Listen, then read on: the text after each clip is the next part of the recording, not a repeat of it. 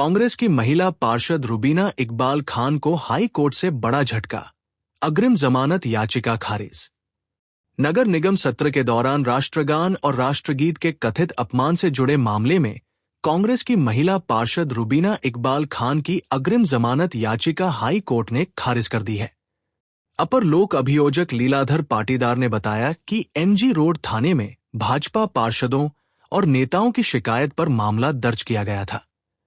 सुनवाई के दौरान अभियोजन पक्ष ने न्यायालय के समक्ष उनके कथित बयान और कृत्य से जुड़े तर्क रखे, जिसके बाद कोर्ट ने दोनों पक्षों को सुनकर अग्रिम जमानत याचिका निरस्त कर दी। लोक अभियोजक के अनुसार मामले में राष्ट्रगान राष्ट्रगीत के कथित अपमान के साथ धार्मिक भावनाएं आहत करने से जुड़े पहलुओं का भी उल्लेख किया गया। उन्होंने कहा कि फिलहाल संबंधित धाराओं में अधिकतम 7 वर्ष तक की सजा का प्रावधान होने के कारण नोटिस की प्रक्रिया लागू है, लेकिन अग्रिम जमानत की माम अदालत ने स्वीकार नहीं की। कल रुबीना पति इकबाल शेख जो कि नगर निगम में पार्षद है, उनके द्वारा कोर्ट नंबर 46 18वें अपर सत्र न्यायाधीश महोदय श्री रुपेश नायक साहब के यहाँ अग्रिम जमानत का आवेदन पत्र प्रस्तुत किया था, जिसमें उनके अधिवक्ता द्वारा विजय शर्मा जी द्वारा तर्क दिया था कि 61 वर्षीय महिला है और जब से वो पढ़ी लिखी है जब से उन्होंने राष्ट्रगान और वंदे मातरम का सम्मान करती आई है, उसने कभी भी राष्ट्रगान और वंदे मातरम का अपमान नहीं किया है और उसे जमानत का लाभ दिया जाए। वो अच्छे परिवार की है, अगर उसे गिरफ्तार किया तो उसे जेल भेजा जा सकता। इस आधार पर उनके द्वारा अग्रिम जमानत का आवेदन लगाया था। मेरे द्वारा उसमें आपत्ति ली गई मध्य प्रदेश शासन की ओर से कि साहब इस महिला ने बजट सत्र के दौरान नगर परिषद में, जो नगर निगम इंदौर में बजट सत्र चल रहा था, उस दौरान इन्होंने वंदे मातरम के गान में ये शब्द बोले गए कि हम वंदे मातरम नहीं गाएंगे और हंगामा किया और किसी के बाप में ताकत है जो हमसे वंदे मातरम गलवा दे।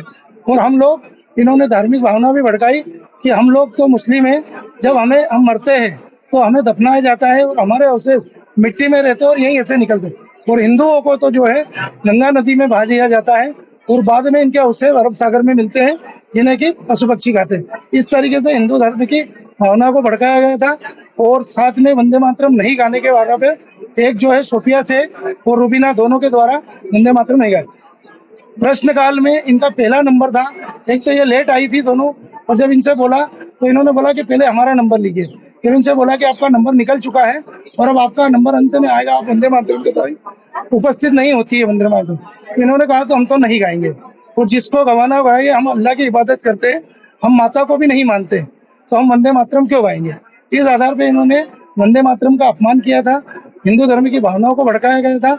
उसके आधार पे कमल वाघेला जो पार्षद जी है और अन्य पार्षदों द्वारा इनके खिलाफ एमजी रोड थाने पे 8 तारीख को एफआईआर करवाई गई थी, जिसमें से अपराध इनके खिलाफ 196(3) में पंजीबद्ध हुआ, जिसमें इनने अग्रिम जमानत लगाई थी। 8 तारीख को सोफिया शेख की जमानत निरस्त हुई थी, फौजिया शेख की, और कल की तारीख में रुबीना शेख की जमानत अर्जी मैंने खारिज करवाई है। हाई कोर्ट में काफी रूप जो है उन्होंने किया था अग्रिम जमानत के लिए। मुझे जहाँ तक जानकारी कल व्हाट्सएप मैसेज से पता चला है कि इसमें सोफिया शेख ने भी, माननीय फौजिया शेख ने, पति शेख अलीम ने भी माननीय उच्च न्यायालय में अग्रिम जमानत लगाई थी। शायद वो भी निरस्त हो चुकी है, मतलब ऑथेंटिक खबर मुझे नहीं है, पर शायद वहां से भी इन्हें लाभ नहीं मिला अग्रिम। अब गिरफ्तारी होगी इनकी। कोर्ट ने ये माना है कि चूंकि 7 वर्ष से कम का अपराध है, जिसमें कि अवनीश कुमार, सुप्रीम कोर्ट की जो गाइडलाइन है कि अवनीश कुमार के जजमेंट के लाइक में पुलिस इसका पालन करे, गिरफ्तारी की संभावना रहती नहीं, क्योंकि इन्हें नोटिस देके छोड़ दिया गया था। किंतु ये थाने पे विवेचक को सहयोग नहीं कर रहे और जा नहीं रहे, इसलिए इधर उधर भग रहे, तो अग्रिम जमानत का आवेदन लगाया था।